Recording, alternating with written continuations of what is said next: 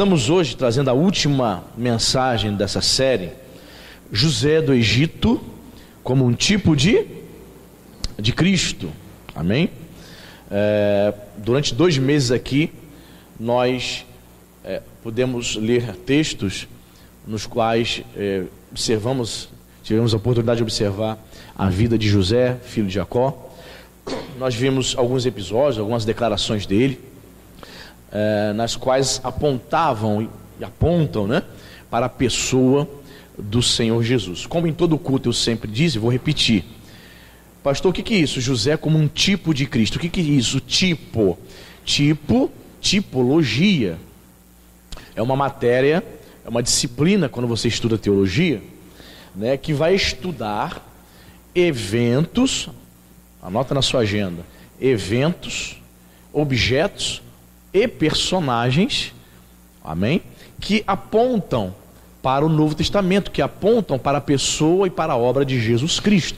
Vou te dar um exemplo de tipo. Por exemplo, na saída do povo de Israel do Egito, Deus pede para que Moisés sacrificasse um cordeiro, pegasse o sangue daquele cordeiro e ungisse os umbrais das portas da casa de cada israelita. O sangue do cordeiro ungindo os umbrais é um tipo de Cristo, tipifica, aponta para o sangue de Jesus, trazendo proteção, trazendo graça, trazendo salvação ao crente como casa de Deus, ou a família, amém? Então, isso são exemplos de tipo. Estamos aqui encerrando hoje, trazendo a última mensagem de José. E o primeiro texto que eu quero trabalhar com os irmãos está em Gênesis capítulo 47. Abra sua Bíblia em Gênesis. Você vai deixar o marcador aí, porque nós vamos voltar sempre para o livro de Gênesis. Nós vamos ler um texto em Gênesis, depois nós vamos para outro texto que aponta para Jesus como tipo. Gênesis 47, o livro dos começos.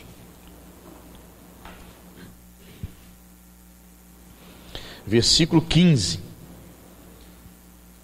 Já estamos se aproximando do final da história de José. Gênesis 47, verso 15, você achou?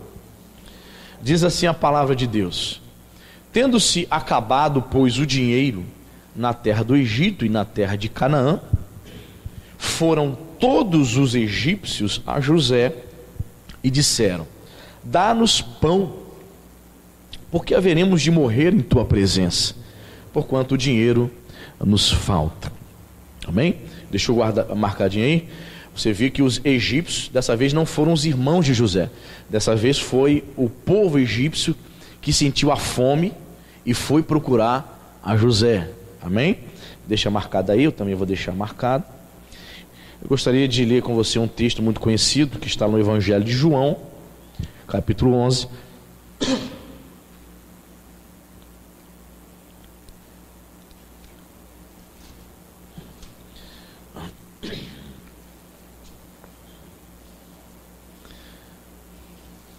João 11, 25, uma das declarações mais importantes de Jesus. Todas são, mas essa é uma das mais famosas. Diz o seguinte: Jesus dizendo: eu sou a ressurreição e a vida, quem crê em mim, ainda que morra, viverá. Percebe? Os egípcios se aproximaram de José e disse: dá-nos pão, por que você nos deixaria morrer?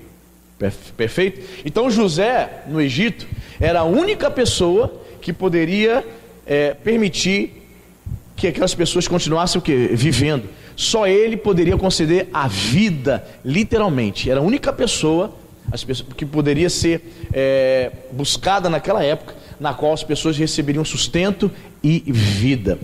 Fazendo essa tipologia, irmãos, o que nós aprendemos aqui? Jesus dizendo: eu sou a ressurreição e a vida, quem crê em mim, ainda que morra, viverá. Quem garante, irmãos, que o crente há de ressuscitar, mesmo que tenha a experiência da morte física, é o Senhor Jesus, amém? Nenhum outro líder religioso teve a coragem de dizer: venham a mim, porque eu vou ressuscitar vocês. Ninguém. Buda não teve essa ousadia, Maomé não teve essa ousadia, essa coragem. Ninguém teve essa coragem de dizer: eu sou a ressurreição e a vida, eu sou a própria vida. Quando vocês morrerem, eu vou ressuscitar vocês. Meu Deus, que declaração, irmãos. Somente o próprio Deus poderia fazer uma declaração tão forte quanto essa. Eu sou a ressurreição e a vida, e, diz o texto, quem crê em mim, ainda que morra, viverá. Crer, eu quero sempre frisar o seguinte, irmãos. Todas as vezes que você lê no Evangelho de João, principalmente o termo crer, João vai se utilizar muito dessa linha de raciocínio, a crer. Todo aquele que crê em Jesus, crê. Crer aqui, irmãos, não significa apenas acreditar que Ele existe. Porque se você sair aqui fora, se você chegar ali nos quiosques ali da orla, você vai ver gente bebendo ainda da noite anterior. Tem gente que está bebendo ainda, a noite não acabou para ela. E se você perguntar para ela assim: você crê em Jesus? O que ela vai dizer? Creio. Senta aí, toma mais uma, porque a gente crê. Senta aí, vamos conversar um pouco sobre fé, sobre religião. Senta um pouquinho, vai uma. Aí você vai: não, eu queria saber, você crê em Jesus? Ela vai dizer: creio. Só que na mente dela, crer, a crença em Jesus só significa, ou só se limita a acreditar que Ele existe. Só que na teologia joanina, crer é muito mais do que isso. Crer significa ter compromisso, uma aliança com o Filho de Deus, amém, irmãos? Crer significa seguir e servir a Jesus de Nazaré. Então ele está dizendo que existe uma condição para que no último dia você ressuscite. Qual é a condição? Seja um seguidor de Jesus, tenha uma aliança e um compromisso com Ele. Aquele que crê em mim, aquele que me seguir, aquele que obedecer os meus mandamentos, aquele que estiver aliançado comigo, aquele que abandonar as suas próprias vontades, aquele que tomar a sua cruz, aquele que negar a si mesmo, este vai ressuscitar no último dia, amém, irmão? Eu sou a ressurreição e a vida. Quem crê em mim, ainda que morra. Olha que promessa tremenda, irmãos. As pessoas, o povo egípcio procura. Imagina, eu vejo a cena, José sentado lá no seu palácio, e aquela multidão de egípcios procurando José. Por favor, dá-nos pão, o senhor vai deixar a gente morrer? Ele era a fonte de vida no Egito, irmão. José representava a própria vida no Egito. Quer continuar vivo? Procure José. Querido, eu digo para você nessa manhã: você quer ter vida eterna, vida abundante? Busque a Jesus de Nazaré. Eu sou a ressurreição e a vida. Quem crê em mim, ainda que morra. Jesus está dizendo: ainda que você tenha a experiência da morte física, você vai viver. Porque hoje nós temos duas esperanças, irmãos. Todo crente tem hoje duas esperanças. Quais são essas duas esperanças? Ou seremos arrebatados, amém, irmãos? Como diz o apóstolo Paulo, no abrir e fechar de olhos, e nós não passaremos pela experiência da morte física. Quem for arrebatado não terá a experiência da morte física. Ou, se passarmos pela experiência da morte física, você ficar enfermo, vier a morrer, se você sofreu um acidente, você vier a morrer, se vier a morrer de velhice, não importa. Jesus está dizendo: ainda que morra, ainda que você passe por essa experiência, você vai viver eternamente. Por quê? Como resultante da sua crença, como resultante da sua fé, da sua aliança com Jesus de Nazaré, amém, irmão? Então temos aqui nessa manhã para a gente sempre meditar, refletir essa primeira tipologia. José representava a própria vida. Quem quisesse sobreviver no Egito, quem quisesse continuar vivo, tinha que procurar quem, irmãos? José.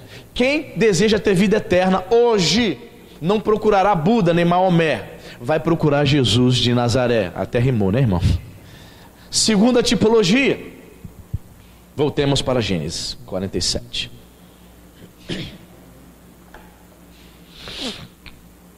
Versículo, olha só, irmãos, que coisa forte, irmãos. Versículo 23. Quando eu li isso aqui, eu fiquei, meu Deus, forte. Versículo 23, Gênesis 47 diz o seguinte: então disse José ao povo: eis que hoje eu vos comprei a vós outros e a vossa terra para Faraó. Aí tendes sementes, semeai a terra. Percebeu? Guardou aí? Eu comprei vocês. O povo estava tamanha angústia de fome que José comprou o povo. O povo estava literalmente nas mãos dele, comprou tudo que eles tinham, terra, semente, tudo. Então vamos agora ler um texto lá em 1 Coríntios capítulo 6. Que interessante. 1 Coríntios capítulo 6. Estamos aqui aprendendo tipologia. Eventos na vida de José que apontam para a obra de Jesus. 1 Coríntios, veja o que Paulo vai falar a respeito de Jesus. 1 Coríntios capítulo 6, versículo 20. Você achou? Porque, diz o texto, fostes comprados por preço. Agora, pois, glorificai a Deus no vosso corpo. Aleluia. José comprou o povo egípcio. Jesus nos comprou através do seu sangue. Amém, irmãos? Que tremendo. Comprou por preço. Preço grandioso. É interessante, Paulo está dizendo aqui, ó, vocês foram comprados, certo? E o preço foi grande. Foi preço de sangue. Aí ele vai dizer, agora, olha como ele termina o versículo. Agora, pois, glorificai a Deus no vosso corpo. É como se Paulo estivesse tentando dizer, já que vocês foram comprados por preço, já que vocês foram lavados pelo sangue, deem demonstração disso, através do seu corpo, entregando-se a Ele totalmente, vivendo em santidade, servindo a Ele, gastando a sua vida, seu tempo, sua juventude, servindo a Deus. Irmãos, vou dizer para você, uma coisa que eu nunca vou me arrepender de ter entregue a minha vida para Jesus com 15 anos de idade. Estou com 42. Nunca me desviei, graças a Deus, por graça e misericórdia. Sempre servindo ao Senhor. É a melhor coisa que um homem pode fazer, entregar sua vida a Jesus e servir a Ele. Talvez se eu conversar com algum jovem, vai dizer, poxa, você perdeu sua juventude na igreja, cara. Seus melhores anos da sua vida, 17, 18, 19, 20. Não perdi não, eu ganhei, amém, irmão? Servindo ao Senhor. Sabe por quê? Porque eu fui comprado por um preço grandioso. Portanto, eu glorifico a Deus no meu corpo, amém, igreja? Justamente por termos sido comprados pelo preço de sangue, é que o nosso corpo deve ser consagrado a Deus, através da santificação. Então, note bem, eu estava conversando com a Cíntia ontem, não sei como eu cheguei nessa notícia, mas na internet ela te joga para vários links, né, de notícias do meio evangélico. Aí ontem eu descobri uma cantora que fez muito sucesso, não vou dizer o nome dela não, tá? Mas uma cantora que fez muito sucesso no final dos anos 90, cantávamos muitas músicas dela, uma cantora evangélica, né? Só que chegaram os anos 2000, ela saiu assim da mídia, mas ela continuou cantando, se apresentando em várias igrejas. Eu descobri uma notícia dela, que eu fiquei um tanto quanto chocado, uma notícia que saiu em 2016, em 2019, né? Ela hoje tem 40 anos, mas em 2016 que ela teve um caso com um pastor muito famoso, de um pastor aqui no Rio de Janeiro, da Assembleia de Deus, e foi descoberto que esse pastor, olha só, pregando, pastoreando, mantinha um caso com essa cantora evangélica por 5 anos. Sabe como é que a família, todo mundo veio descobrir, irmãos, esse adultério? Quando ela engravidou do pastor casado, com 3 filhos, esse pastor. Eu, sinceramente, mas eu não fiquei sabendo desse fato, mas isso aconteceu em 2016. Aí tem vídeos no YouTube, a esposa dele foi a público dizendo que perdoou ele, perdoou o marido. Só que hoje a situação é a seguinte: a esposa havia perdoado ele na época, só que o pastor acabou se separando, divorciando da esposa, e hoje assumiu, né? Ficou com a amante, hoje é a mulher dele. E ele continua pregando, ela continua cantando. Irmãos, é impressionante. As pessoas querem pregar, querem cantar para cima e para baixo, a agenda lotada, todo dia canta, e esse pessoal não cobra pouco não, irmão. Cobra pouco não, tá? Cantores que estão fora da mídia cobram 5, 10 mil para cantar uma igreja 30 minutos, irmãos. E o pessoal que está na mídia, está em alta, cobra 50 mil, 100 mil reais. Entra no site, irmãos, dessas cantoras famosas, Fernanda Brum. Entra no site da Bruna Carla, pergunta, liga para ela, quanto você cobra para se apresentar na igreja, querida? 30 mil, papo de 50 mil, irmãos, fora da realidade. Então essa turma quer agenda, mas não quer ter compromisso com Deus. Certo cantor evangélico também ano passado, foi descoberto mais um caso de adultério. Pergunta se ele parou de cantar, de se apresentar para ficar na disciplina, para ser tratado pelo pastor dele. Não, irmão, continua cantando. Tirar a aliança, bota no bolso e continua cantando. Quer ministrar, irmãos. Isso não pode. Eu não estou dizendo aqui que todos os crentes devem ser super-homens. Ninguém é super-homem. Todos nós estamos suscetíveis a falhas. Você entende isso, irmão? Somos seres humanos, erramos. Só que, quando o indivíduo está num erro como esse, ele precisa sentar para ser tratado pelo Espírito Santo, irmão. Só que eles não querem. Sabe por quê? Porque não entendem. Não entendem que foram comprados por um preço muito grande. Não entendem que precisam glorificar a Deus com o seu corpo, através da santidade, através da santificação. Mas não, quer cantar pelas igrejas, quer pregar e quer manter amante, quer manter outra família, quer viver no erro. Então vivemos tempos difíceis, irmãos. Estamos vivendo tempos difíceis, porque as pessoas não estão vivendo a Bíblia. Conhecem a Bíblia, mas não estão vivendo. Quando Paulo está dizendo, porque fostes comprado por preço, veja que o contexto, ele está escrevendo para a igreja de Corinto, que era uma igreja que vivia num ambiente de extrema corrupção, de imoralidade, para início de conversa. Então ele está pregando para essas pessoas. Ele está dizendo que as pessoas lá não poderiam ser impuras. Veja o versículo 9, 1 Coríntios, versículo 6, versículo 9. Não sabeis que os injustos não herdarão o reino de Deus? Não vos enganeis, nem impuros, nem idólatras, nem adúlteros, nem efeminados, nem sodomitas, nem ladrões, nem avarentos, nem bêbados, nem maldizentes, nem roubadores herdarão o reino de Deus. Paulo está escrevendo para uma igreja, irmão. Ele está dizendo, ei, você que está na igreja, se você continuar aí na sodomia, se você continuar sendo gay, você não é salvo, cara. Ei, você que está na igreja, vai continuar, tudo bem, você chegou na igreja alcoólatra, bêbado, bebe todo dia, mas a proposta, o ideal é que você seja livre e liberto por Cristo. Não é para continuar bêbado. Se você continuar nessa vida, você não vai herdar o reino dos céus. Paulo está escrevendo para a igreja. Então dentro daquela igreja haviam pessoas que ainda estavam envolvidas com homossexualismo, com ladroices, roubando as pessoas, com avareza, pessoas que estavam envolvidas com idolatria, pessoas impuras. Tinha muita gente em pecado naquela igreja. Então ele escreve para aquela igreja, deixe essas coisas, senão vocês não vão herdar o reino dos céus. Então ele termina o capítulo, veja bem, tendo ciência, nós precisamos ter a ciência, que ele está escrevendo para pessoas que viviam nesse ambiente de promiscuidade, de tentações na área da imoralidade tremenda. Então ele escreve, olha, sabe por que vocês não podem ser ladrões, nem avarentos, nem impuros, nem efeminados, nem sodomitas? Sabe por quê? Porque vocês foram comprados por preço. Que preço foi esse? Preço do sangue, amém, irmãos? Então nós temos aqui, irmãos, mais uma tipologia. Da mesma forma que o povo egípcio estava numa carência tão grande, de modo que José literalmente comprou o povo, tudo que eles tinham. O povo estava nas mãos de José. Querido, a nossa vida está nas mãos de Deus. Por quê, pastor? Porque nós fomos comprados por preço. Amém, querido? Graças a Deus por isso, né? Portanto, glorificai a Deus no vosso corpo. O corpo é uma maneira de glorificar a Deus, irmãos.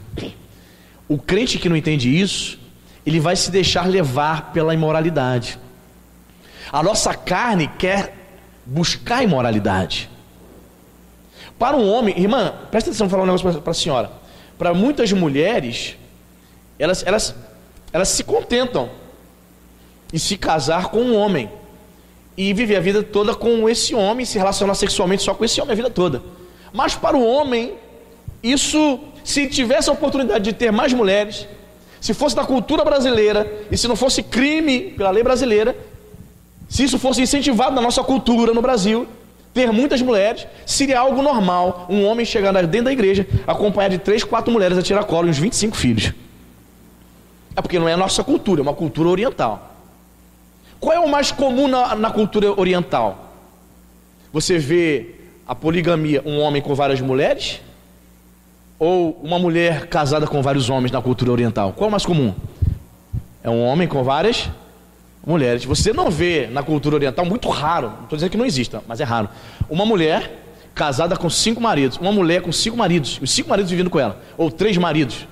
Mas é comum ainda na cultura, principalmente muçulmana, indiana, um homem, 3, 4, 5 mulheres. Mulheres de idade, mulheres jovens, para atender as demandas domésticas e sexuais dele. Percebe? Graças a Deus, isso não é da cultura do Brasil. O que eu quero dizer com isso? Que geralmente isso dá, olha o que eu estou falando, isso dá certo Na cultura deles falando, não estou dizendo que concordo. Isso dá certo, por quê? Porque o homem acha normal, ele consegue dar conta, financeiramente, emocionalmente e sexualmente. Mas esse não é o ideal de Deus. O homem precisa se unir a uma só mulher. Amém? Ainda que dê conta, ainda que ele consiga conviver, ainda que as mulheres consigam conviver, imagina, 5 esposas. Como é que é um negócio desse, irmão? Uma só, né? Você tem que ter a unção, né? Tem que ter unção, irmão. Você precisa ser de Deus, você cuidar de uma mulher, porque mulher é um ser maravilhoso, né? Tem aquele dia que você, homem, só ouve. Você não vai entrar numa de disputar, de discordar dela. Você só vai ouvir. Eu fico imaginando esses camaradas, 5 mulheres falando no ouvido dele. Percebe? Brincadeiras à parte, nós sabemos que isso é complicado e não é o ideal de Deus, né? O ideal de Deus é o casamento monogâmico. Amém, querido? Muito bem. Vamos para o terceiro tipo. Gênesis 49. Nós já vamos entrar num texto onde temos as bênçãos proféticas de Jacó. Jacó liberando bênção profética para cada filho dele. Quando chega em José, a gente ouve isso aqui, ó, versículo 22. Olha o que José fala a respeito de Jacó fala a respeito de José. José é um ramo frutífero. Ramo frutífero junto à fonte. Seus galhos se estendem sobre o muro. Ou seja, Jacó dizendo que ele seria frutífero, claro, em relação à sua descendência. Em outras palavras, ele daria frutos, perfeito? E é um tipo, sim, a gente pode ver isso na vida de Jesus, lendo o que Isaías fala a respeito de Jesus. Isaías 53, versículo 11. Veja a declaração do profeta a respeito da pessoa de Jesus. Isaías 53.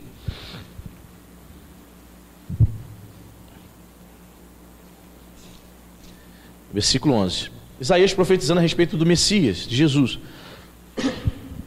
Aí ele vai dizer, olha o que Isaías vai dizer a respeito de Jesus, o Messias. Ele, você achou? Isaías 53, 11. Ele, o Messias, Jesus, verá o fruto do penoso trabalho de sua alma e ficará satisfeito. O meu servo, o justo, com o seu conhecimento, justificará muitos, porque as iniquidades deles levará sobre si. Veja a profecia de Isaías a respeito de Jesus, o Messias. Ele vai ver o fruto do penoso trabalho da sua alma e vai ficar o quê? Satisfeito. Qual foi o penoso trabalho de Jesus? Foi entregar-se na cruz do Calvário.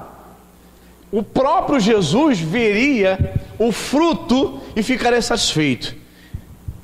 Eu, você, somos fruto do penoso trabalho de Jesus na cruz do Calvário, amém? Bendito seja o nome do Senhor. Somos fruto, irmãos. 2000 anos depois deste evento na cruz do Calvário, eu e você estamos aqui nessa manhã reunidos, adorando, falando sobre a pessoa de Jesus Cristo. 2000 anos depois, irmãos, isso é fantástico, isso é milagre. Ontem eu estava dando aula no módulo 3, o módulo 3, para quem não sabe, a gente dá uma visão panorâmica nos 27 livros do Novo Testamento. E ontem foi a aula introdutória, né? E eu estava falando sobre os manuscritos, não está na apostila, né? Fiz um comentário. Estamos falando sobre os manuscritos de Qumran, que foram manuscritos, né, que foram encontrados em 1947 por um pastor de ovelhas que teve uma das suas ovelhinhas perdidas, ele pastoreando essas ovelhas lá no deserto da Judéia. Ele começa a procurar suas ovelhas, ele sobe às montanhas e uma dessas ovelhas estava dentro de uma caverna. Chegando dentro da caverna para procurar a sua ovelha, ele sem querer encontra, irmãos, ele faz um dos maiores achados arqueológicos do século XX. Ele encontra vários jarros de cerâmicas lá no fundo da caverna, cheio de pergaminhos, textos bíblicos, textos religiosos, que eram escritos por uma comunidade chamada comunidade essênica, né? Eles escreviam textos, irmãos, que foram escritos no século I, século II a.C., 2200 anos guardado ali, Aí os arqueólogos acreditam, como é que aqueles pergaminhos não se deterioraram? Eles disseram que houve um ambiente interessante, lá fora muito quente, e os pergaminhos guardados dentro do jarro, dentro da caverna úmida. Isso fez com que esses pergaminhos fossem o quê? Preservados 2000 anos. Imagina, que grande achado, né? Se você entrar no Google e colocar assim, pergaminhos encontrados em Qumran, pergaminhos de Qumran, manuscritos de Qumran, bota lá no Google, vai abrir imagens na internet, você vai ver que parte desses pergaminhos estão lá na Universidade de Jerusalém, lá em Israel, exposta no museu para as pessoas verem. E eu falei que o seguinte, irmãos, olha só o que Deus faz. Antes deles encontrarem esses escritos da Bíblia, tinha texto de Gênesis, tinha comentários dos livros do Antigo Testamento, tinha um texto de Isaías praticamente inteiro. Lá, eles encontraram um manuscrito, por exemplo, do livro de Isaías. Antes desse achado, para você ter uma ideia, havia uma cópia, a cópia mais antiga, por exemplo, do livro de Isaías, datava do ano 1000 depois de Cristo. Pegou? A cópia mais antiga que tinham era uma cópia, um manuscrito do ano 1000. Antes disso ele não tinha. Então pairava uma certa dúvida na cabeça dos estudiosos da Bíblia, de arqueólogos. Eles pairavam uma certa dúvida. Puxa, será que, voltando antes disso, nós não temos manuscritos mais antigos, antes do ano 1000 depois de Cristo? Será que não houve nenhuma alteração da Bíblia? Será que não houve nenhuma mudança? Os escribas não mudaram? Então havia essa dúvida. Havia somente esse pergaminho datando do ano 1000.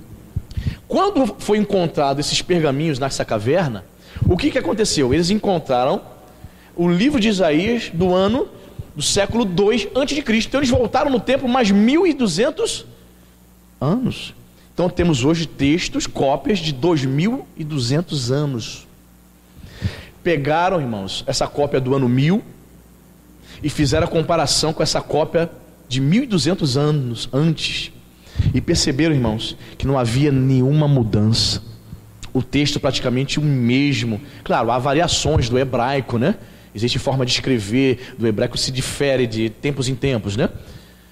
Mas eles constataram, irmãos, o texto perfeito, nenhuma mudança na palavra de Deus. E eu falei para os alunos, veja como Deus ama o seu povo. Uma das provas é Deus preservar o texto bíblico para chegar até nós incorruptível, sem mudança na doutrina cristã, na doutrina da palavra de Deus. Quem está entendendo isso? Você entende isso, mano? É Deus, o cuidado de Deus para com o seu povo. Percebe? Deus cuidando do seu povo. Então, nós somos fruto do penoso trabalho de Jesus. Amém, irmão? José, ramo frutífero, foi frutífero, deu fruto. Jesus também deu fruto. E qual é o maior fruto do nosso Deus, do nosso Cristo? Somos nós, irmãos, a igreja. Somos a prova de que a obra dele há 2000 anos atrás é uma obra verdadeira, transformadora, que muda vidas. Amém? Você está entendendo bem, irmãos? Estamos seguindo bem? Estão entendendo bem?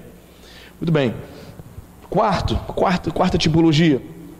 Voltemos lá para Gênesis.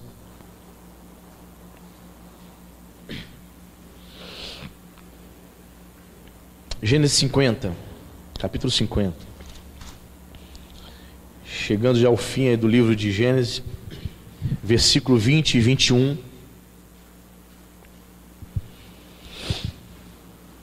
José falando, consolando, né, na verdade, os seus irmãos, né?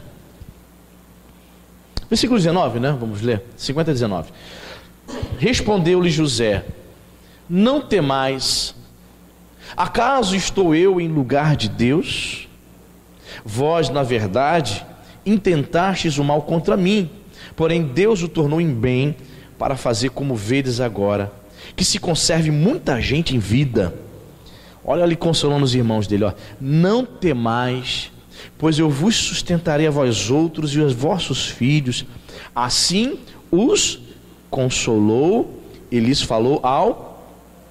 Veja o carinho de José com os irmãos dele. Mesmo tendo passado por tudo que passou, mesmo tendo sido traído pelos seus irmãos, você vê ele com carinho com seus irmãos. De fato, de verdade, ele conseguiu liberar perdão para os seus irmãos. Então ele consola. Amém? Vamos para o Evangelho de João. Jesus consolando os discípulos, Evangelho de João, capítulo 14, nós vamos ver Jesus também consolando os seus discípulos antes da sua partida.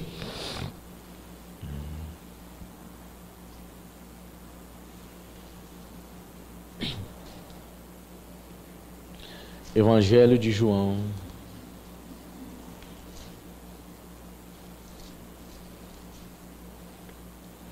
Evangelho de João, capítulo 14. A gente percebe aqui Jesus se despedindo, né, dos discípulos antes da sua morte. Ele começa a consolar, trazer palavras de consolo aos discípulos. Eu quero destacar apenas 2 versículos. João 14:1, ele vai dizer: não se turbe o vosso coração, credes em Deus, crede também em mim. E o versículo 18, onde ele vai dizer: olha, não vos deixarei órfãos, voltarei para vós outros. Então nós vemos Jesus antes da sua morte consolando os seus discípulos, e nós vemos aqui uma promessa da vinda do Consolador, né? Que é da promessa da vinda do Espírito Santo, que seria chamado propriamente dito de Consolador. Então Jesus, ele consola os seus discípulos antes da sua partida, né? Ali presente, fisicamente falando com eles, e depois da sua partida, por intermédio do Espírito Santo, ele continuaria a consolar os seus discípulos. O Espírito Santo chamado de Consolador. É interessante também pontuar que a palavra Consolador, lá no original grego, é Parácleto. Algumas pessoas falam Paracleto, né? Mas a pronúncia é Parácleto. E essa palavra Parácleto, irmãos, ela tem muitas traduções interessantes. Você pode traduzir Parácleto por Consolador, é uma tradução boa, tanto é que está na Bíblia. Você pode traduzir a palavra Parácleto por advogado, aquele que defende, aquele que é chamado para estar ao lado, fazendo o quê? Defendendo, para estar junto. Tanto é que em 1 João, capítulo 2, versículo 1, João vai dizer assim: filhinhos, não pequeis. Não é para vocês pecarem, mas ele sabe que ninguém é impecável, ele sabe que vai ter crente que vai pecar, todo dia o crente peca.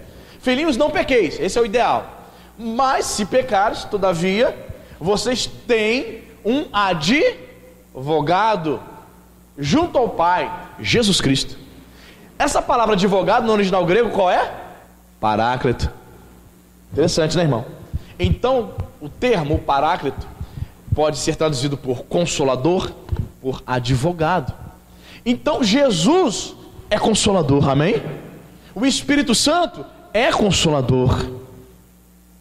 Tanto Jesus quanto o Espírito de Cristo traz consolação. E consolação, a palavra portuguesa, ela nos direciona para outro entendimento. Por exemplo, vamos dizer que o Mateus, ele terminou o namoro. Aí ele está triste. Aí eu digo assim: eu vou visitar o Mateus que eu vou consolar ele está triste. Aí no mínimo que você imagina que eu faço é o seguinte: poxa, Mateus, vamos sentar aqui, eu abraço o Mateus, eu sei que você está vivendo um momento difícil, terminou o namoro, né? Você achou que ia ficar noivo, que ia casar, não deu certo, né? Aí eu abraço ele começa a chorar no meu ombro, fica assim: não, vou fazer um carinho nele, vou cuidando dele, vou demonstrando um carinho, ó, estamos juntos, né? Temos essa ideia, né, de confortar, de consolar. Mas a expressão significa estar junto para defender, não somente abraçar ou fazer um carinho, mas estar junto para defender. Porque qual é a função do advogado, irmão? Defender. Então Jesus é chamado de Paráclito, advogado. O Espírito Santo é chamado de Paráclito, Consolador, aquele que é chamado para estar junto. E o Espírito de Deus não somente está junto de nós, como habita em nós, amém, irmão? Porque somos templo do Espírito Santo. Olha que coisa linda, irmão. Veja como a palavra de Deus vai nos levando, né, irmãos, para vários outros textos, né? A gente vai refletindo, a gente vai aprendendo, e o Espírito Santo vai nos ensinando, coisa maravilhosa. Então nós vemos o José, filho de Jacó, consolando os seus irmãos: estou aqui, eu vou sustentar vocês, tenha medo não. Porque o medo dos irmãos de José qual era? Papai vai morrer, quando papai morrer, Jacó, José vai se vingar. Ele está dando uma aqui de bonzinho, está cuidando da gente, está recebendo a gente, mas olha, eu estou com medo. Eles deviam conversar entre si, estavam receosos. E o tempo todo José dizia, não fique com medo, eu perdoei vocês de verdade, não estou fazendo aqui um teatro não, eu vou sustentar vocês. Olha, tem mais, eu vou sustentar vocês e os seus filhos, os filhos dos vossos filhos. Não é somente vocês não, seus filhos, vossas mulheres. Eu vou cuidar de vocês, como se fosse a minha família. Eu vou estar do lado de vocês. Não tenha medo. Querido, não é assim que o Espírito Santo de Deus faz conosco, irmãos? Não temas, eu sou contigo, eu vou te sustentar. É isso que o Espírito Santo faz, irmão. São as mesmas palavras. Você vê José consolando os seus irmãos. E temos a experiência de termos compromisso e aliança com Jesus. Ele também traz consolação para nós. Consolação, me lembra, irmãos, um período na minha vida, eu tinha 23 anos, eu trabalhava em Copacabana. Foi assim um período onde, veja bem, eu me converti com 15, mas na minha opinião, acho que ali com 23 anos, naquele ambiente onde eu trabalhava, um ambiente pecaminoso, onde as pessoas servindo o diabo, que era muito difícil ser crente de verdade ali onde eu estava trabalhando. E ali eu pude perceber que foi ali que eu tive que tomar realmente uma postura e uma decisão, se eu queria continuar servindo a Jesus ou não. Veja, eu tinha assumido um compromisso com Jesus com 15, já estava com 23, casado, servindo ao Senhor, mas, irmãos, passava pela minha cabeça que eu não poderia ser crente. Vinha coisas na minha cabeça dizendo que eu nunca poderia ser fiel, que não valeria a pena ser fiel. Um ambiente promíscuo de colegas de trabalho, o dia todo falando promiscuidade, falando coisas horríveis. Aquilo já estava, sabe, me enojando. Mas ao mesmo tempo, eu estava me enfraquecendo espiritualmente. Congregava numa igreja onde não havia palavra de ensino, onde não éramos ministrados. E eu enfraquecendo, eu fraco, no ambiente daquele. E passou pela minha cabeça deixar de ser crente. Passou, irmãos. Eu não vou conseguir ser crente. Eu sou jovem. O mundo tem muito a me oferecer. Eu não vou conseguir ser fiel. Mas ali nas ruas de Copacabana, que é um ambiente, para você que conhece Copacabana, é um ambiente muito promíscuo. As pessoas lá têm coragem, os dois homens andando à luz do dia, de beijar na boca um do outro, só porque está em Copacabana. Ele acha que pode ficar fumando maconha na frente dos outros, fazendo coisas erradas, para todo mundo ver, só porque está em Copacabana. Então é um ambiente pesado ali. E eu me lembro como se fosse hoje, irmãos, caminhando naquelas ruas, pensando em desistir da fé. Caminhando naquela rua e o Espírito Santo veio ao meu coração. Mas ele trouxe uma palavra e falou comigo de uma forma tão poderosa que eu chorava andando na rua, chorando. Porque o Espírito Santo estava ministrando, falando com o meu coração. E eu me lembro as palavras do Espírito Santo ao meu coração. Com 23 anos o Espírito Santo falou o seguinte: se você me deixar tudo que eu te ensinei, tudo que eu te mostrei até hoje, terá sido inútil, você vai jogar tudo isso fora. Eu quero me revelar mais a você, eu quero te usar, não me deixe. Irmãos, foi algo assim, sabe, aquela experiência de você estar na rua e ouvir de forma audível o Espírito Santo falar com você, de maneira que você no meio da rua chorando, enxugando as lágrimas para ninguém ver. Deus trata assim conosco, Ele nos consola. Não temas, eu sou contigo. Espírito Santo dizendo: olha, eu vou te sustentar, você vai conseguir ser fiel. Talvez uma das maiores questões dos jovens hoje, e de muitos crentes já de fase adulta, é: pastor, se eu me converter, se eu aceitar Jesus, se eu assumir um compromisso com Cristo, se eu me batizar nas águas e dizer: hoje eu sou discípulo de Jesus, será que eu vou conseguir honrar, pastor? Será que você conseguir ser crente mesmo, pastor? Pastor, será que eu não vou olhar para trás? Será que depois de uma semana depois de batizado, será que eu não vou abandonar a igreja, a fé? Querido, Ele, o Espírito Consolador, chamado para estar ao teu lado, Ele vai te sustentar, amém? Ele diz para você nessa manhã: não temais. José pôde dizer isso para os seus irmãos, e o Espírito Santo diz isso ao nosso coração nessa manhã, amém, irmão? Não tenha medo. Então nós vemos aqui, nesta quarta tipologia, vemos José consolando seus irmãos, e vemos o Espírito Santo, por intermédio de Cristo, consolando os discípulos, e hoje Ele também nos consola, amém? Muito bem. Outro ponto, eu não posso deixar passar batido, esse texto é rico, no versículo 18 do capítulo 14 de João. Veja o que ele fala aqui, 14, 18: não vos deixarei órfãos, voltarei para vós outros. Olha o que Jesus estava dizendo: olha, vocês não vão ficar órfãos, porque o Espírito Santo ele virá sobre vocês, ok? Ponto. Primeiro ponto. Segundo, eu voltarei. E existem duas interpretações aqui.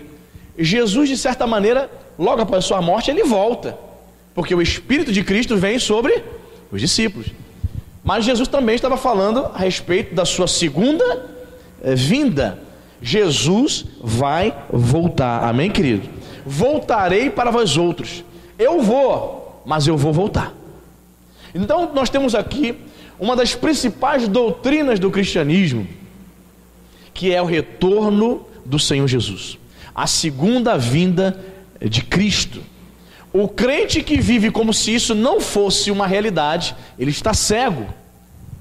O crente que vive como se Jesus não fosse voltar, ele ainda é bebê. Se bem que tem até crentes bebês na fé que pensam o tempo todo na volta de Jesus. Ele está cego, ele está longe. Eu fiquei chocado, fiquei pensando nesse pastor que teve esse caso com essa cantora. Eles querem cantar até hoje, querem continuar pregando. Eu fiquei pensando, meu Deus do céu, como é que o camarada consegue, esposa, 3 filhos, pregar e manter um caso por 5 anos com uma cantora? Eu fiquei...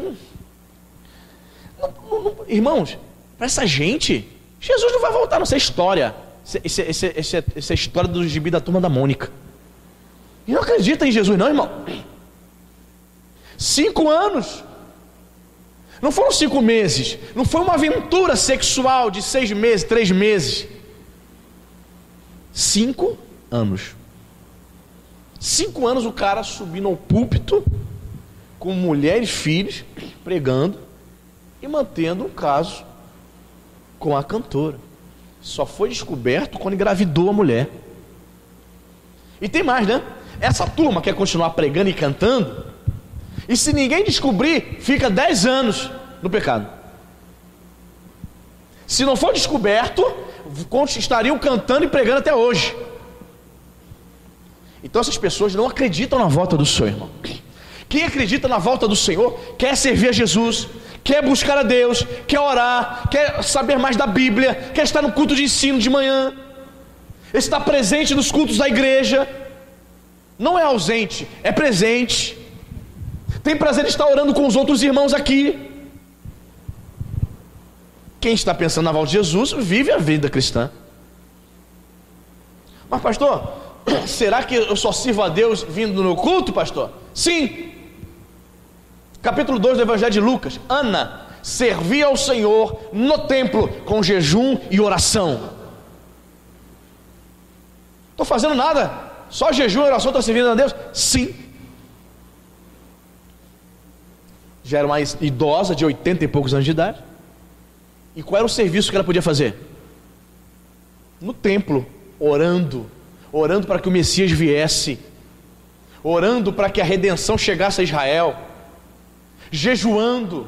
Às vezes talvez você não tenha força para evangelizar, para sair na rua, mas você está orando e jejuando pela sua igreja, pelo seu pastor, para que a igreja cresça, para que os irmãos sejam edificados, para que vidas sejam libertas e salvas. Está servindo a Deus. Mas crente, essa turma, irmãos, já percebeu que a Igreja Nova Vida não tem hábito de trazer cantores famosos? Quem já percebeu isso já? É muito raro, é raro. Estou dizendo que não traz, não estou dizendo que não traga, mas é raro. Porque essa turma toda só quer cantar, irmãos. Está cantando e está usando drogas, está cantando e está na promiscuidade, está cantando e está na bebedeira, está cantando e está na quarta amante. Aí sobe na maior cara de pau e quer cantar, quer receber 50 mil e quer ministrar sobre você. Essa turma não acredita que Jesus vai voltar. Há uma promessa para nós: não vos deixarei órfãos, eu vou voltar.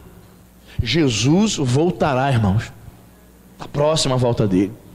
Que nós possamos a cada dia orar mais. Senhor, cria temor no meu coração, Senhor. Cria temor para que eu ande em santidade, para que eu possa crer na tua volta, para que eu possa servir ao Senhor, sempre na expectativa de que o Senhor vai voltar. Porque o crente que não tem expectativa, não crê nisso, ele vai vivendo a vida sabe? Relaxar, da moda bangu, de qualquer maneira. O cara arruma amante e não sente nenhum, sabe? Não sente nenhum aperto no coração. Poxa, minha esposa não merece isso. Está comigo, velha guarda, está comigo desde o início. Não, ela não merece isso. Eu sei, é novinha, é bonitinha, a amante é bonita, eu vou satisfazer minha carne. Pô, mas meus filhos não merecem isso. A minha igreja, meus irmãos não merecem isso não. Não, vou tomar vergonha na cara, não merece isso não. Eu vou crer na volta de Jesus, eu vou renovar minha fé, eu vou renovar minha esperança, eu vou começar a acreditar de novo no que eu prego. Você entende isso, irmão? Mas quando nós não cremos na palavra de Deus, veja bem o que eu vou dizer para você. O que você acredita resulta na sua prática de vida. Dependendo do que você acredita, vai trazer consequências da forma como você se comporta. Vou te dar um exemplo. Eu conheço alguns calvinistas, que são calvinistas, pastor. Essa turma que fala, uma vez salvo, salvo para sempre. Essa turma que é predestinada. Normalmente, muitos calvinistas, não digo todos, muitos que creem na doutrina calvinista, eles naturalmente relaxam na fé. Em que sentido, pastor, você me perguntaria? Vou te dizer. Ainda que eles neguem isso, mas muitos na prática relaxam na fé. Uma vez que você é predestinado, você é eleito, você é salvo, para quê? Para que viver uma vida de santidade, de jejum, de oração, de busca? Para quê? Já sou salvo. Então você vê essa turma, uma arrogância, uma prepotência, desdenhando dos crentes que jejuam, dos crentes que oram, se acham supra-sumo, detentores da verdade absoluta, porque para eles o calvinismo é a salvação, não é Jesus. Na prática, essa turma, na arrogância, na prepotência, eles são mais calvinistas do que seguidores de Jesus. Uma arrogância que, meu Deus do céu, eles consideram aqueles que creem de forma diferente, como um assembleano, como um metodista, como a Nova Vida, que é arminiana, creio diferente deles, você não é salvo. Você não é salvo para esses queridos. Ainda que eles venham negar assim, só para manter a amizade, mas na prática a crença é essa. Então, irmãos, veja bem, dependendo da sua crença, o seu comportamento, o seu estilo de vida vai refletir naquilo que você acredita. Sou salvo, uma vez salvo, salvo para sempre. Então, olha o comportamento. Na concepção calvinista, uma pessoa que comete suicídio é salva. O cara que está com depressão mete uma bala na cabeça, puf! Está no pecado, está com amante, está nas drogas, conhece a palavra, foi para a droga porque quis, está lá escravo do diabo, entra em depressão, mete uma bala na cabeça, cometer suicídio, vai para o céu. Na visão calvinista. Por quê? Porque uma vez salvo, salvo para sempre. Eles dizem que um crente não pode perder a salvação. Não, isso aí é uma falácia do arminianismo. O crente não pode perder a salvação. A nossa salvação está garantida. Nessa de que não pode, ele vai viver no quê? De qualquer maneira. Não ora, não lê Bíblia, não perco salvação. Eu posso ir no mundo, dar um pulinho no mundo lá, pular carnaval, eu não perco a salvação, está tudo certo. Depois eu volto para a igreja. Que isso, irmão? Isso não é evangelho, não. Isso chama-se libertinagem. Eu não estou dizendo que todo calvinista faz isso, amém, irmão? Mas a maioria que eu conheço pensam e agem dessa forma. Alguns calvinistas sérios vão dizer: não, se eu sou predestinado, sou eleito, então eu vou confirmar a minha eleição, a minha salvação, todos os dias andando em santidade. Amém? Esse é o pensamento correto do cara que tem senso. Mas na prática, muitos descambam. A prática é totalmente diferente da teoria, né, irmão? Você vai ler a teologia sistemática de Franklin Ferreira, que é um pastor muito sábio, muito inteligente, calvinista, ele vai dizer isso. Não, porque ele quer eleito, ele vai confirmar dia a dia com o seu comportamento santo que ele é predestinado. Ok, isso é muito bonitinho no seminário, na sala de aula e na prática. Irmãos, aqui na Roma eu conheci calvinista, não estou falando que todo calvinista faz isso, mas conheci calvinista que saia do culto e ia tipo para Gigi, irmão, tocando na igreja. Tocando na igreja. Acabava o culto. Crentes servindo na igreja, com ministério na igreja, indo para esse show aí de pagode, no centro aí, parque de exposição. Você entende isso, irmão? Tivemos um caso semelhante, né, aqui, né, o menino queria participar do ministério e foi por um show de pagode. Eu falei, querido, não dá. Tem que decidir, né, irmão? Ou você segue os seus amigos, fica indo pro show de pagode, ou você serve ao Senhor. Tem que decidir. Ele decidiu, saiu da igreja. Lamentavelmente, um bom menino, porém, precisava ter tido um encontro real e verdadeiro com Jesus. Então tem gente que é assim, ela quer participar dos eventos da igreja, quer trabalhar na igreja, quer ter ministério, mas ela quer viver uma vida dupla, quer ir para show de pagode. Você entende? Quer ficar no meio lá da parada gay. Que isso, irmão? Consegue conceber isso? Consegue? Não. Mas para as pessoas que não creem na volta de Jesus, elas acham isso normal. Não é normal, irmão. Aquele que espera a volta de Jesus, ele anda em santidade. Amém? Muito bem, para a gente poder encerrar, Êxodo, vou sair de Gênesis, último texto, fechando essa série. Capítulo 1.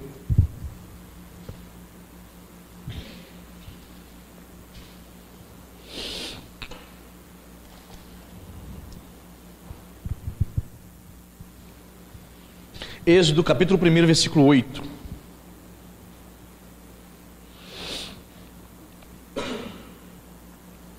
Você achou? Diz a palavra: entre mentes se levantou novo rei sobre o Egito, que não conhecera a José. Repita comigo: não conhecera a José. Esse novo rei é o faraó da opressão, né? Vamos para João capítulo 8, versículo 19.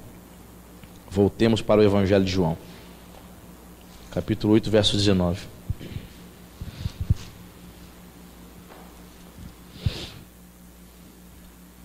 João 8, 19.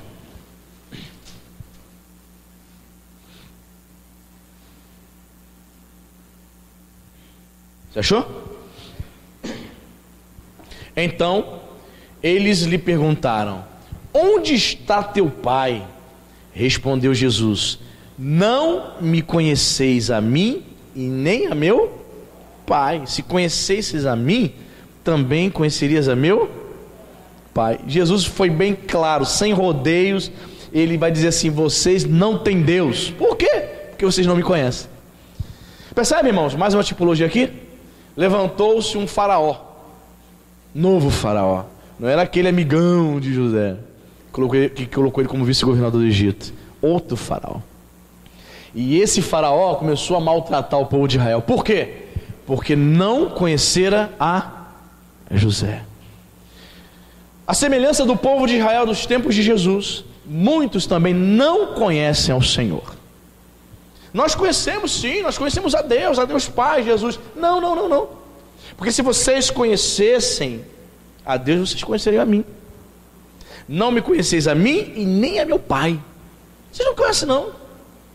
E eles devem ter ficado confusos, né? Como é isso? O senhor está dizendo que a gente não conhece a Deus? Ué, vocês estão tentando me matar, cara? Estão tramando a minha morte aí? Se vocês me conhecessem de fato, vocês não fariam isso? Em outro texto, em João 14, 9, Jesus vai dizer a Filipe, o discípulo: quem me vê, a mim, Filipe, vê o Pai. Não se pode conhecer a Deus Pai se você não deixar Jesus entrar na tua vida, no teu coração, irmão. Não se pode servir a Deus sem primeiro ter tido encontro com o Filho. Só consegue ver a Deus, só conhece a Deus quem aceitou a Jesus como seu único e suficiente Salvador. Como eu falei no início, as pessoas lá fora, elas estão bebendo, estão em seus pecados, e elas alegam conhecer a Deus. Conhecem, irmãos? Não, claro que não, porque elas rejeitam a obra de Jesus na vida dela. Elas ainda não tomaram a sua cruz e não negaram a si mesmos. Para conhecer Deus Pai, é necessário primeiramente conhecer a Jesus. Vocês não me conhecem. Jesus foi direto para eles: vocês não me conhecem, e por não me conhecerem, não conhecem ao Deus Pai. Vocês tanto alegam aí seguir, servir e ouvir as mensagens nas sinagogas aos sábados. Não, vocês não conhecem não. Muita gente, irmãos. Vou dizer para você, irmãos, você precisa conhecer Jesus. Porque a igreja você conhece, você sabe o caminho da igreja. Você conhece a denominação Nova Vida. Você conhece o sistema religioso. Tem pessoas assim, conhecem a religião, mas não conhecem a Jesus. Você está entendendo? Conversando com certo irmão falou assim para mim: pastor, eu não gosto muito daquela canção. Falei: qual canção? Aquela que vocês cantam aí, quero conhecer Jesus, quero conhecer Jesus. Eu falei: por quê? Achei interessante. Eu falei: por quê que você não gosta? Ele falou assim: porque eu acho ela uma letra desconexa. Me explique, continua me explicando, não estou entendendo, continua. Como assim desconexa? Aí começamos a cantar a frase, né? Conta comigo aí. O meu orgulho me tirou do jardim. É uma linguagem metafórica, né? Uma poesia, né? E sua humildade colocou o jardim em mim. Aí a segunda estrofe vai dizer o quê? Se eu vender tudo que tenho em troca de amor, não falharia. Aí ele acha que está desconexo aí a questão. Tudo bem, vamos seguindo. A terceira parte. O amor não se compra, nem se merece. Até agora eu não estou vendo nenhum problema teológico. Muito bem. Aí vai seguindo. O amor se ganha, de graça não recebe. Aí depois ele vai dizer o quê? Eu quero conhecer Jesus. Aí ele chegou: é aqui que eu quero falar, pastor. Eu falei: qual é o ponto? Ele falou assim: bem, ele está dizendo que parte do pressuposto que o sujeito que está cantando já é crente. Então ele chega num ponto e ele vai dizer: eu quero conhecer Jesus, como se não fosse. Eu falei: quem disse que o crente não deve prosseguir em conhecer o Senhor? Aí ele... É só, irmãos, prestar atenção e ler Bíblia. O crente deve prosseguir em conhecer ao Senhor. Então não tem nenhum problema eu, crente, servo de Deus, cantar: Senhor, eu quero te conhecer mais e mais. Tem algum problema para você? Ou você já sabe tudo? Ou você já conheceu já a Deus na sua totalidade? Nós podemos viver aqui 150 anos, irmãos, e Deus tem experiência contigo, você tem experiência com Deus, Deus se revelar a você, e ainda assim você não vai conhecer o Senhor, porque Deus é um Deus infinito. Você está entendendo isso, irmão? Então para ele, foi só uma análise simples. Ele teve dificuldade de entender como um crente, um cristão, precisa conhecer mais a Deus. Eu falei: quem disse que não precisa? Todo dia eu aprendo com o Espírito Santo, irmão. Todo dia precisamos aprender e conhecer ao Senhor. Esse é o problema. Muitos crentes não conhecem e não querem conhecer ao Senhor. Eu quero conhecer. Esse é o desejo do coração, irmão. Então, às vezes a gente, sabe qual é o problema? Às vezes a gente procura chifre na cabeça de cavalo, como diz minha mãe. Não tinha nenhum problema com a música, mas a gente procura problemas na música. Eu falei: vou continuar cantando a música, sabe por quê? Porque eu quero continuar conhecendo a Jesus. Eu quero conhecer esse Deus. Tenho 26 anos de crente, mas eu não sei nada. Eu quero mais, eu quero que Ele se revele mais a mim. Mas o crente não posso conhecer. Aí ele ficou meio sem graça assim. Eu acho que ele aprendeu, né? Eu acho que ele vai pensar 2 vezes agora antes de vir questionar canções. Você está entendendo, irmão? As canções são ricas em metáforas. Rica. Então a gente tem que ter esse entendimento. Existe uma canção, incendeia, Senhor, a tua noiva. Tem um cara que escreveu um livro dizendo: eu não concordo com essa música. Incendeia, Senhor, a tua noiva. Qual o problema? Ele está usando uma linguagem metafórica. Incendeia no sentido da igreja ser fervorosa. Senhor, nos conduz a ter mais fervor. Isso é um problema de interpretação de texto. Na escola devia só tirar 0 em português, não sabia interpretar um texto. Senhor, como que a música começa? Vamos lá, fazer análise da letra. Ele vem saltando como os montes. Irmãos, isso é uma linguagem metafórica de salmos. É claro, não tente imaginar Deus saltando o monte. Não é isso, irmão. Eu não sou proibido de cantar músicas poéticas. Eu não sou proibido de usar poesia. O Antigo Testamento é composto por maior parte de livros poéticos, irmãos. A linguagem de Davi é poesia pura. Eu não vou cantar porque ele salta pelos montes. Ele vem saltando pelos montes. Qual é o problema de eu cantar um salmo com linguagem metafórica? Somente o indivíduo que está procurando chifre, cabeça e cavalo que vai achar problema, porque tem dificuldade de interpretar a canção, de interpretar um texto. Eis a razão, porque muitas pessoas não entendem a Bíblia também. Ela lê o texto, não interpreta, não sabe entender, não sabe distinguir o que é uma metáfora, o que é uma poesia. Está entendendo, irmão? Quando a Bíblia diz, olha para mim, olha para mim. Já ouvi pessoas dizendo também, eu não canto essa música. Por quê, minha querida? Porque eu estou mandando Deus olhar para mim. Qual é o problema, irmão? É uma linguagem metafórica. Ele está dizendo, Senhor, tenha misericórdia de mim. E aonde está escrito que o crente não pode orar pedindo a Deus misericórdia? Olha para mim, é mesmo que dizer, Senhor, tenha compaixão de mim, me ajuda nas minhas demandas. Não entende, irmão. Não entende. Sabe por quê? Porque está presa à religiosidade, está presa à religião. Precisa conhecer a Jesus, precisa conhecer a Deus. E como o próprio Cristo disse ali, para conhecer a Deus Pai é necessário primeiramente conhecer Jesus, primeiramente aceitar a obra salvífica de Cristo Jesus, abrir o coração para realizar uma grande transformação em nós, por intermédio do Espírito Santo. Você está entendendo isso, irmão? Então pense bem antes de vir falar alguma coisa. Pense bem, analisa para ver se você não está se equivocando. Ele chegou e tal, falei, querido, a música espetacular, e eu quero conhecer Jesus sim. Não parei de conhecer não, estou prosseguindo, eu ainda tenho muito a aprender. Sim ou não, irmão? Temos sim ou não? Pelo amor de Deus. Você entendeu a mensagem dessa manhã? Deus é bom. Vamos ficar de pé, vamos orar, agradecer a Deus por tudo que ouvimos aqui. Amém. Senhor Deus, em nome de Jesus Cristo, Senhor, que a Tua graça e a Tua misericórdia esteja sobre nós, Senhor. Sim, meu Pai, nós queremos conhecer a Ti, Senhor, e prosseguir, meu Pai, neste conhecimento, em nome de Jesus. O Senhor é um Deus que se revela a cada manhã a nós. O Senhor tem nos ensinado a andar nos Teus caminhos a cada manhã. O Senhor não é um Deus limitado. Senhor, o Senhor não se limita, meu Pai, no tratar com os Teus filhos. O Senhor nos leva ao conhecimento, nos leva a vivermos de glória em glória. Bendito seja o Teu nome. Sim, Espírito Santo, nos dê conhecimento, nos dê sabedoria.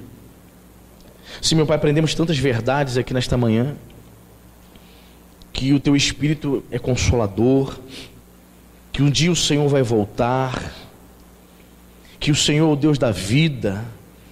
Sim, Senhor, a vida é a ressurreição, e aquele que Te segue, Senhor, ainda que morra, viverá.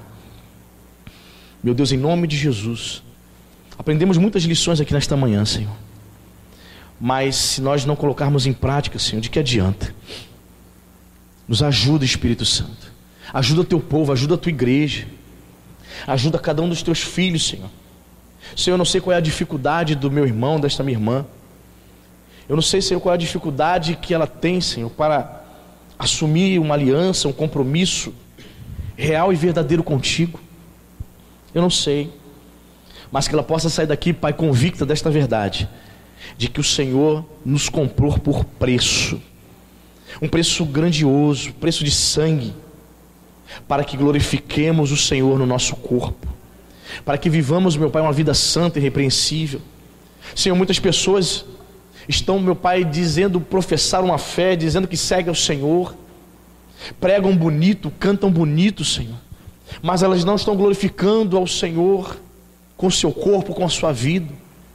Muitos estão usando drogas, Senhor, muitos estão na bebedeira, muitos estão ministrando, Senhor, ministrando louvores, cantando pelas igrejas, e estão no lesbianismo, Senhor, estão, meu Pai, entregues à imoralidade.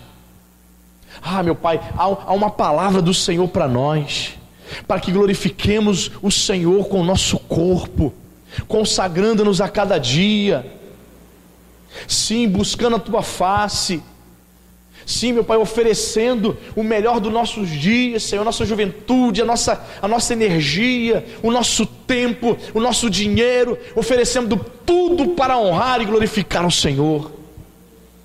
Em nome de Jesus, Pai, nos ajuda a colocarmos em prática, Senhor, essa palavra. Muitos querem seguir e servir ao Senhor, mas querem viver um cristianismo no qual não há nenhum custo. Querem viver um cristianismo no qual não há necessidade de negar nada. Mas o Senhor nos ensina nessa manhã, querido, que para conhecer a Deus é necessário conhecer Jesus. E para seguir Jesus, tem que negar a si mesmo, tem que tomar a cruz, tem que caminhar diariamente para a morte, para morrer para esta vida, para morrer para as suas vontades, para morrer para este mundo e viver para Deus. Abençoe, meu Pai, o teu povo, abençoe a tua igreja, derrama graça sobre os teus filhos, santifica, purifica-nos, Pai, fortalece, que nós possamos ter, meu Pai, esta experiência real, de recebermos a cada dia a consolação do Espírito Santo, o cuidado do Espírito Santo, o tratar do Espírito de Deus, aleluia. Sim, meu Pai, que esta mensagem venha ficar guardada em cada coração.